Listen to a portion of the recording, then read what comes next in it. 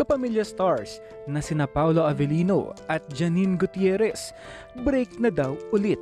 Ito mismo sinabi o chinika ni Ojo Diaz sa kanyang YouTube channel. Narito ang kanyang sinabi. Sana hindi totoo. Si Paolo Avellino at si Janine Gutierrez ay nakakaloka. Sana hindi totoo. Split na raw yung dalawa ulit. Dahil dati nag-on, tapos naghiwalay, nag-on ulit. So yan ay sabi lang ng aking nakausap at yan ay kailangan nating marinig mula mismo sa bunganga ng kabayo.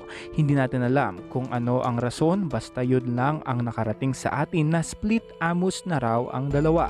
Pero hindi po yan confirmed ha, narinig ko lamang po yan. Yan ang statement o sinabi ni Ojo Diaz sa kanyang YouTube channel.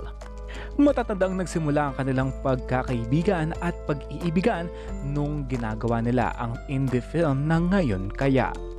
At nang lumipat si Janine Gutierrez sa ABS-CBN, isa si Paolo Avellino sa nagbigay ng hint na ang aktres nga lilipat na sa Kapamilya Network. Gumawa na nga sila ng series na Marry Me, Marry You.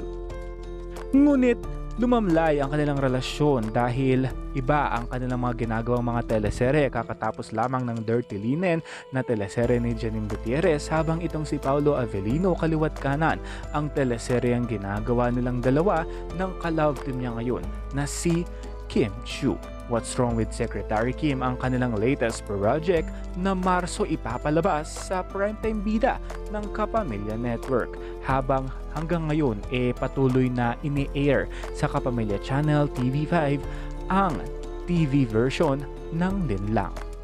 Kaya nga daw naghiwalay sina Janine at Paolo, mag-on, nag-off, hindi na, nag-split na dahil nga daw ito kay Kim Chiu na kasama lagi ni Paolo Avellino sa mga teleseryeng ginagawa niya.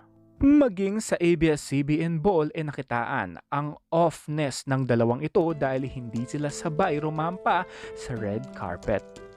At patuloy ang tikom ng bibig ng dalawang ito kapag tinatanong sila ng mga press kung kamusta ang buhay pag-ibig, love life o kamusta na ang isa't isa.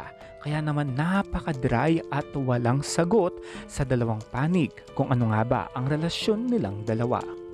Silence means yes, ika nga.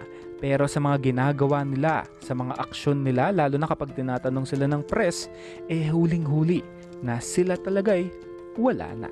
And that's it for now. This has been Jay Kumanangan TV. Thank you for watching. Don't forget to like and subscribe.